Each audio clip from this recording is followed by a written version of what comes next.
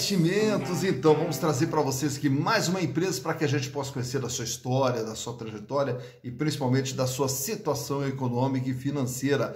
E a empresa que nós vamos trazer hoje é uma empresa que já foi retratada aqui no nosso canal, só que quando do balanço lá do primeiro trimestre do ano de 2021 e agora com a saída do balanço do terceiro trimestre, então vamos trazer as informações mais atualizadas dessa empresa. E essa empresa aqui é uma indicação do MFJ, que também é inscrito aqui do nosso canal, que participa junto conosco aqui, a quem eu agradeço, espero atender às suas expectativas, mas caso vocês também queiram outras empresas, é fácil, basta entrar aqui, ó, canal Silas Negraf, e aproveita também, além da sua sugestão, faça a sua inscrição, dá o like, ative a sinetinha das notificações, para estar sempre recebendo as informações que nós vamos disponibilizando aqui para vocês, né? Até porque hoje a gente vive aí num período de muita turbulência, tanto com certeza na parte da economia, que daí afeta a bolsa também, então a gente tem percebido aí muita gente meio que desesperada aí, né, aflita com todas essas desvalorizações que a bolsa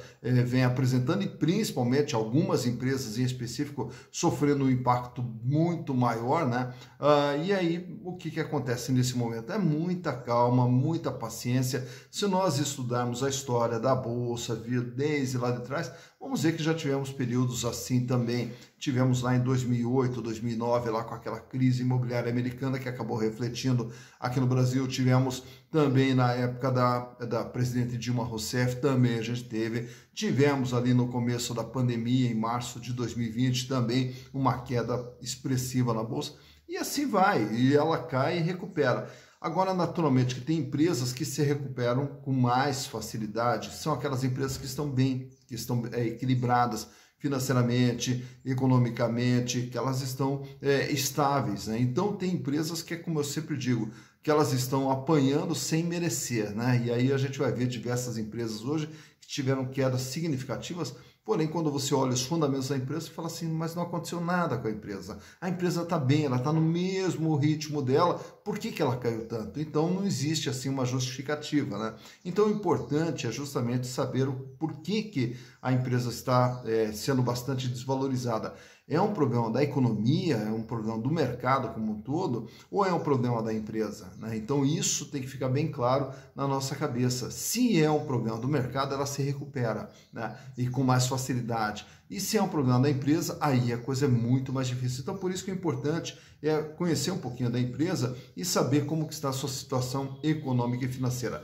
E a empresa que nós vamos trazer hoje, que como eu já falei, foi retratada aqui já no nosso canal, trata-se da Brasil Brokers, né? A Brasil Brokers, que é uma empresa no ramo imobiliário, consultoria de imóveis, né? E para a gente poder entender como é que ela está, vamos também repassar um pouquinho da sua história, que é uma empresa que surge lá no ano de 2007, através de um empreendedor, né, do Ney Prado Júnior. O Ney Prado Júnior, ele já havia trabalhado em banco, já havia trabalhado com corretora de valores, etc.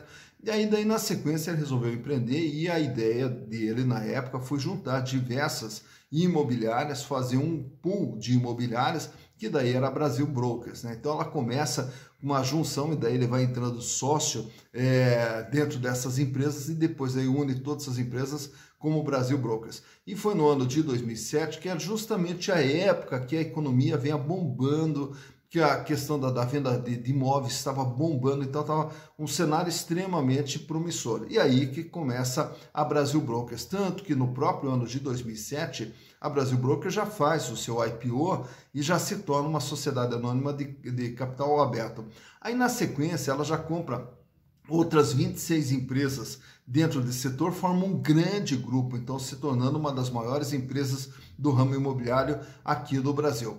E aí a coisa vai indo, só que na sequência, já em 2008, 2009, como eu falei que teve aquela crise, ela já sentiu um tranco ali com a crise, mas conseguiu se recuperar, tanto é que daí nos anos seguintes, 2010, 2011, ainda comprou mais 7 empresas e foi crescendo e se espalhando para diversos estados em todo o Brasil. E aí, daí na sequência, foi também juntando outras empresas, como por exemplo a Credimorar, que era uma empresa mais voltada para análise de crédito e para concessão dos créditos, já que eles são uma imobiliária, então também trabalha com a parte de crédito ali, facilitando a venda dos imóveis. unindo empresas como a Bamberg, uma das maiores imobiliárias que nós tínhamos aqui no Brasil, que também faz parte do grupo, a Abiara, que era uma construtora, que também faz parte do grupo, aí também toda a parte de documentação dos imóveis, que era uma coisa muito burocrática, aí criaram também a Desenrola, enfim, e assim a Brasil Brokers, ela vem se desenvolvendo. Hoje ela está presente em 8 estados, tem praticamente 17 imobiliárias dentro do seu grupo, né? E aí a Brasil Brokers vai desenvolvendo o seu papel. Mas vamos ver agora como que está a sua situação econômica e financeira, já que lá no primeiro trimestre de 2021 não vinha lá muito bem, mas vamos ver agora como que aconteceu, o que aconteceu durante esse ano de 2021, se ela começou um processo de recuperação ou não. E para tanto, trouxe para vocês aqui os balanços de 2018, 2019 e 2020 para ver como que a empresa vinha se comportando desde então. E aí trago para vocês também os balanços trimestrais, primeiro, segundo e terceiro trimestre de 2021, para acompanhar trimestre por trimestre como que a empresa vem se desenvolvendo, né? Então estamos aqui na expectativa de ver como que vem o desempenho da empresa. Então vamos aos números. Então vamos para a análise da Brasil Brokers Participações S.A. e para tanto trouxe então 2018, 2019 2020, então vamos ver como que a empresa vinha ao longo de todo esse período. E agora também com o terceiro trimestre do ano de 2021 e daí na sequência vamos abrir ainda todo esse ano de 2021 para termos uma ideia de como que vem sendo por trimestre o funcionamento da Brasil Brokers Participações. Começando pelo ano de 2018, é uma empresa que tinha dentro do seu patrimônio 347 milhões de reais entre bens e direitos. E naturalmente a maior parte disso aqui está dentro do intangível, que são os ágios nas participações de outras empresas, possibilidades e ganhos de participações em outras empresas, já que ela participa em diversas outras empresas também, né? E o capital de giro é 85 milhões 601, o que representa 24,7%. Há que se entender que dentro desse ramo, por ser, vamos considerar aqui como uma imobiliária, uma consultora de imóveis, né? Então ela naturalmente não precisa ter estoques. Então isso faz com que a necessidade de ter um capital de giro seja menor do que outras empresas. Mas ela fechou 2018 com 51 milhões de reais em dinheiro, caixa, banco, aplicação, 21 milhões em contas a receber. Indo para o ano de 2019, a empresa aumenta um pouquinho o seu tamanho, 402 milhões, o capital de giro vai para 94 milhões, mantendo aqui em torno de 23,3% de representatividade, mantém aqui o volume de dinheiro em caixa, agora com 56 milhões de reais, e o contas a receber em 25 milhões. Então, quer dizer, vem praticamente funcionando, subindo, né, gradativamente ali de um exercício para o outro. Porém, no ano de 2020, aí a coisa diminui, né? De 402 milhões, o patrimônio da empresa vira 205 milhões. E o capital de giro cai para 55 milhões. Então, existe toda uma queda. Quando você olha aqui nessa análise vertical que ele permaneceu ou até subiu, né, indo para 27,3%, é que justamente nós estamos hoje falando de uma base menor, então um ativo bem menor, né? Então, consequentemente, esse capital de giro, mesmo que nominalmente ele seja menor, ele hoje, proporcionalmente, ele ficou maior do que era no ano anterior. Diminui o volume de dinheiro em caixa para 36 milhões, diminui bastante quanto a receber para 8 milhões 575. Então, 2020, um ano que a empresa encolheu. 2021, a empresa encolhe mais um pouco, 170 milhões de reais. E o capital de giro agora cai para 40 milhões de reais, fechando agora com 20 milhões de reais em dinheiro, né? Então o capital de giro que era de 85, foi para 94, cai para 55, cai para 40. O dinheiro em caixa que era 51, 56, cai para 36 e cai para 20 milhões de reais. Então dá para se perceber um encolhimento da empresa ao longo de todo esse período. Já em termos de endividamento, o endividamento que era de 121 milhões no ano de 2018, que representava 35% do que a empresa tinha dentro do seu ativo, já que ela tinha um ativo de 347 milhões e devia 121 milhões. Aí tinha um PL positivo aqui, porém ela vinha carregando uns prejuízos acumulados de exercícios anteriores, 356 milhões. Para o ano de 2019, o endividamento ele dobra, vai para 256 milhões. E agora o peso dele, 63,8% e um aumento do endividamento aqui, ó, no longo prazo. Isso aqui é através da emissão de debêntures que a empresa acabou fazendo no ano de 2019. E aí o PL ele fica 146 milhões, né, e o prejuízo acumulado vai para 445 milhões. Indo para o ano de 2020, o endividamento fecha em 247 milhões e agora o endividamento ultrapassa o patrimônio da empresa. E aí, consequentemente, o PL da empresa fica negativo, né? E o prejuízo acumulado vai se elevando, 623 milhões. E agora a dívida representa 120% de tudo aquilo que a empresa tem. Já no terceiro trimestre do ano de 2021, a dívida cai para 128 milhões, porque a gente observa aqui, ó, na dívida de curto prazo ela permaneceu estável, 79,80. Na dívida de longo prazo, ela cai de 167 para 48. E aí, o que aconteceu? O que aconteceu é que justamente aquelas debêntures que eu falei lá do ano de 2019, elas acabaram sendo convertidas em ações, né? Então, com isso, deixou de se ter uma dívida e passou a ter agora capital. Então, tanto é que aumenta o capital social da empresa aqui para 704 milhões e o PL volta a ser positivo agora em 41 milhões e a dívida hoje passa a representar 75,5%. Então, a empresa que vinha aumentando seu endividamento agora converteu os debêntures em ações e agora volta a um endividamento pelo menos normal, né? Já em termos de resultado, no ano de 2018, a Brasil Brokers faturou 96 milhões, em 2019, 106 milhões, em 2020, 101 milhões, e até o terceiro trimestre de 2021 já faturou 115 milhões. Então, projetando aqui para o ano de 2021, um faturamento de pelo menos 140, 150 milhões de reais. É o que se espera para o ano de 2021. Então, pelo menos a empresa volta a ter faturamento, volta a crescer com o seu faturamento.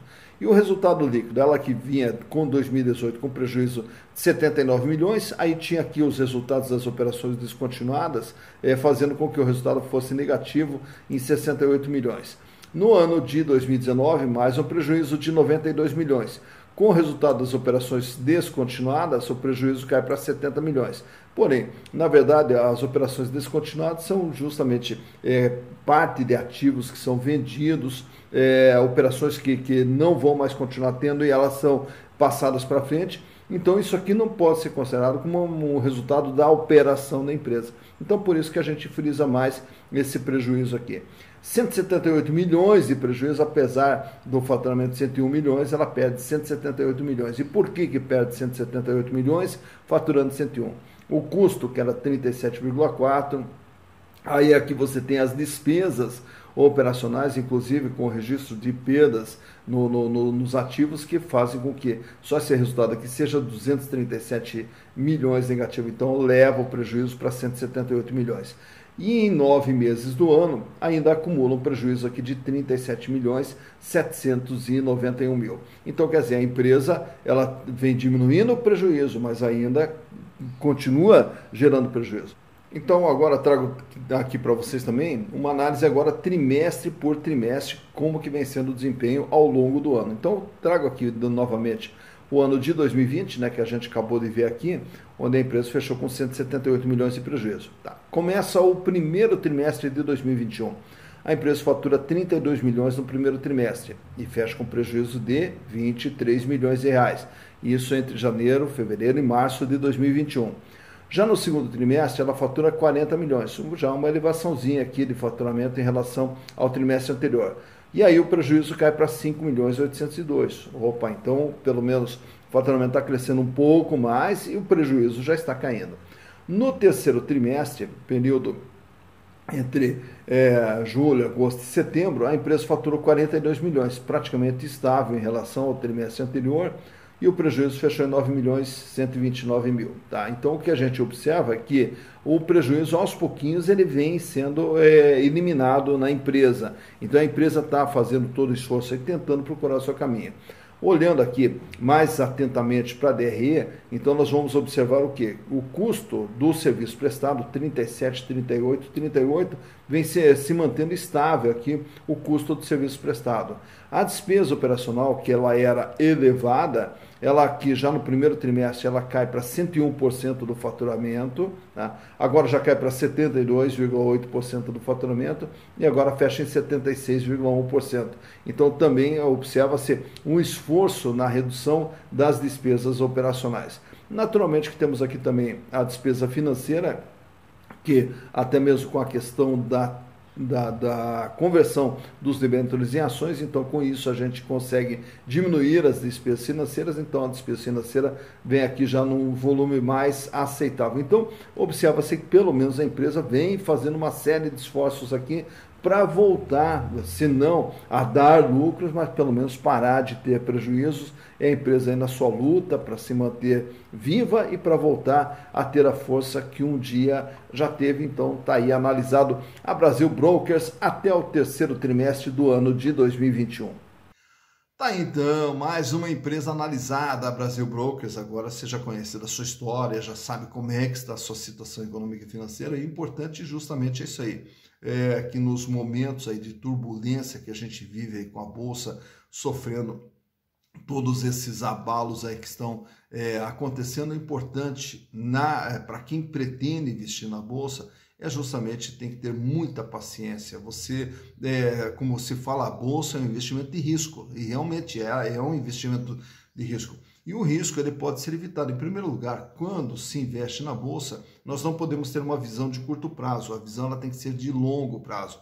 Eu não posso entrar na Bolsa hoje pensando em vender já o mês que vem, já contando com dinheiro para o mês que vem. O risco ele acaba sendo muito alto. Então a visão na Bolsa ela tem que ser de longo prazo. E quando existe todas essas quedas, essas flutuações, com o tempo ela se corrige, mas para isso a gente precisa ter esse tempo. Então por isso que eu falo, o investimento na Bolsa é de longo prazo, mas fundamentalmente o que tem que se ter é a escolha da empresa, é você saber escolher a empresa, analisar não só a situação econômica e financeira, mas também saber um pouquinho da história da empresa, e por isso que o canal Ceras Negras vem repartindo todas essas informações para vocês, e não só as nossas informações, mas busca também outras informações. Para quê? Para que você possa fazer seu investimento sempre de forma consciente. E ao fazer seu investimento de forma consciente, você consegue reduzir esses riscos envolvidos na operação, e aí com certeza também você consegue potencializar as probabilidades de ganho que você pode ter dentro das operações. Então, o importante é isso aí, é muita calma, muita paciência nesse momento aqui, esperar, né, toda essa tempestade passar, que daqui a pouquinho o sol já volta a brilhar para todos nós, e aí a coisa já começa a ficar mais animada. Dito isso, bons investimentos para vocês.